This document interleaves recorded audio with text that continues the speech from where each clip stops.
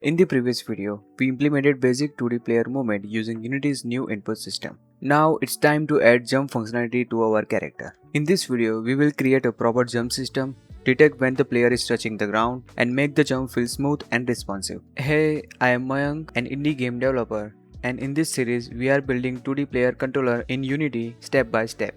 Let's start by organizing our script and preparing the variables for the jump system. To keep the script clean and easy to read, I have organized the movement variables using headers. Now let's start creating new section called jump functionality. First, we create a boolean variable called isGrounded. This variable tells us whether the player is currently touching the ground. Next, we define a float variable called jump force. This variable controls how high the player will jump. Since we want to adjust this value directly from Unity Inspector, we mark it with serialized field. After that, we create transform variable called GroundCheck. This transform represents a position just below the player's feet, where Unity will check if player is touching the ground. We also mark this with serialized field, so we can assign the GroundCheck object directly from Inspector. Then we define a GroundCheck radius, which controls the size of our ground detection area. Again, we use serialized field so we can easily adjust this value from Inspector. And finally, we create LayerMask called ground layer. This variable tells Unity which objects should be considered ground when performing the ground detection. By marking it with serialized field, we can select the ground layer directly from Inspector, which makes it easy to control which objects the player can stand on. Now, let's set up the GroundCheck object inside Unity. Select the player object and create a new empty child object. Rename it to GroundCheck. This object should be positioned slightly below the player's foot because this is where we want to detect the ground. Now assign this object to the GroundCheck variable in the player inspector. To make this easier to understand, we can visualize the ground detection area using Unity function called onDrawGizmos. This allows us to draw helper visuals in the scene view. Here we can draw a small circle at the GroundCheck position using the same radius we use for our ground detection.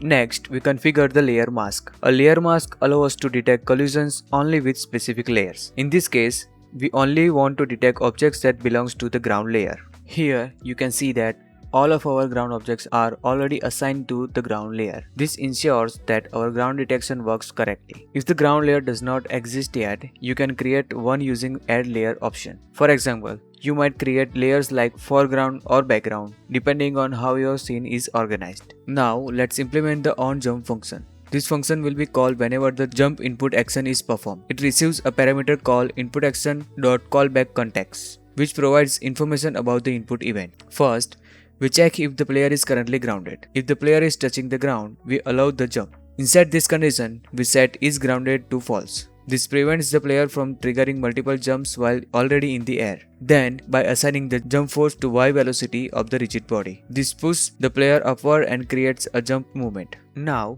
we need to connect this function to our jump input action. Inside the OnEnable function, we subscribe to the jump action. This means whenever the player input is performed, Unity will call our OnJump function. Instead, OnDisable, we unsubscribe from the jump action. This is good practice because it prevents the input system from calling this function when the script is disabled. Now, we need to detect when the player is touching the ground. For this, we perform the ground check inside the update function. The reason we do this in update is because update runs every frame, which allows Unity to constantly check whether the player is standing on the ground or not. To detect the ground, we use Unity physics function called physics2d.overlapCircle. This function creates a small invisible circle at the ground check position, which we place just below the player's feet. The size of this circle is controlled by GroundCheck radius variable. Unity then check if the circle overlaps with any collider in the scene. If the circle touches any object that belongs to the ground layer, Unity considers the player to be standing on the ground. The result of this check is either true or false, and we store that result in the isGrounded variable. So, if the circle detects the ground, isGrounded becomes true, and the player is allowed to jump again. If nothing is detected, isGrounded becomes false, which means the player is currently in the air. In simple terms, Unity is constantly checking a small area under the player to see if there is a ground below.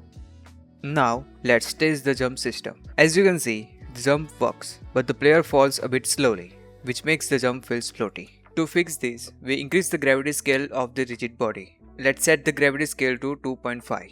Now, the player falls faster, but the jump height is slightly smaller. To improve this, we start tuning the values in play mode. Tuning values in play mode help us quickly test different values while the game is running.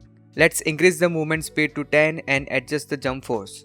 After testing different values, we finally set the jump force to 12, which gives a good jump height. Once we are satisfied with our result, we exit play mode, then we apply the finalized value in the inspector, so they are saved permanently in the project. Now the jump feels much more responsive and natural. And that's it. Now we have fully working jump system with ground detection and tuned physics. Our player can now move and jump properly. In the next video, we are going to extend this controller by adding double jump functionality, which is very common mechanic in platformer games. If you are following this series, make sure to check the full playlist and subscribe so you don't miss the upcoming tutorial.